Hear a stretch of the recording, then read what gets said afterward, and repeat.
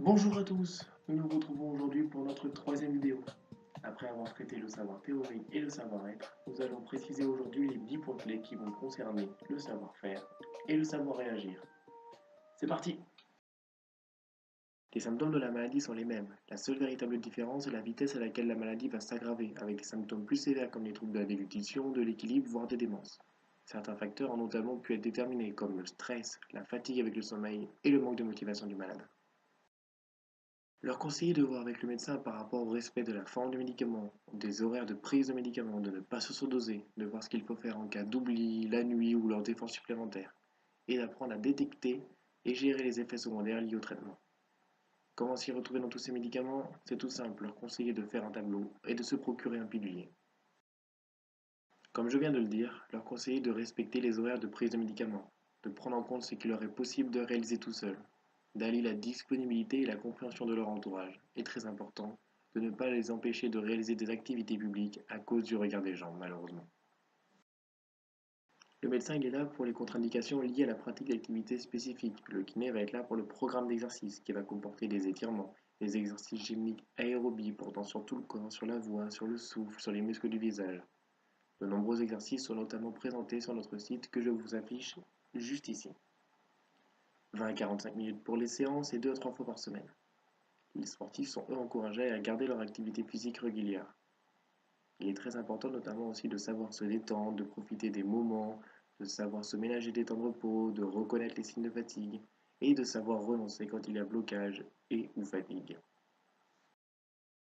Leur faire visualiser des situations à risque de perte d'équilibre, de blocage, et les inciter à répéter des séquences régulières à réaliser lors de ces situations à risque, afin qu'ils les appréhendent encore mieux.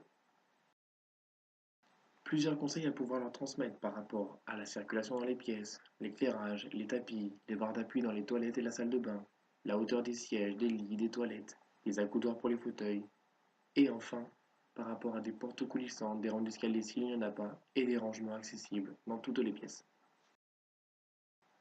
Leur faire comprendre leurs symptômes, leur faire prendre conscience de leur voix, de leur communication, leur préconiser de choisir le bon moment pour communiquer, de réunir toutes les conditions propices, de parler lentement, clairement et doucement. Donc en clair, leur faire comprendre qu'il faut qu'ils prennent le temps. Il est possible de favoriser la déglutition en leur conseillant de rester le dos bien droit voire très légèrement incliné, de consommer des boissons épaisses et de mâcher avec précaution, lentement et par petites bouchées. Pas de conseil particulier, une alimentation saine, équilibrée tout en gardant le plaisir de manger, c'est très important. Boire abondamment quand il fait chaud et varier les arômes avec des jus par exemple. Les fruits et légumes, en plus de leurs bienfaits, sont là pour éviter tout risque de constipation. Et très important, prévenir la perte de poids. Préconiser des vêtements amples, ce qui va favoriser grandement l'habillage. Des zips, des gros boutons, des velcro qui peuvent être plus adaptés que des lacets, et un léger talon qui va procurer plus de stabilité. Pour les femmes, leur conseiller d'attacher par devant avant de retourner derrière. Ensuite, leur donner des conseils pour enfiler des pulls et des manteaux.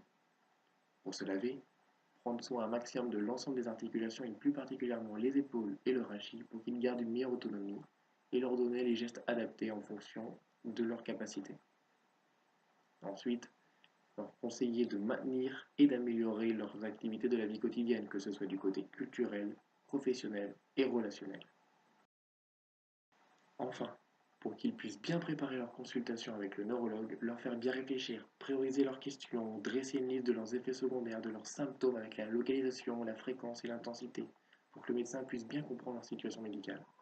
Et très important, toujours apporter avec soi une liste complète de leurs médicaments.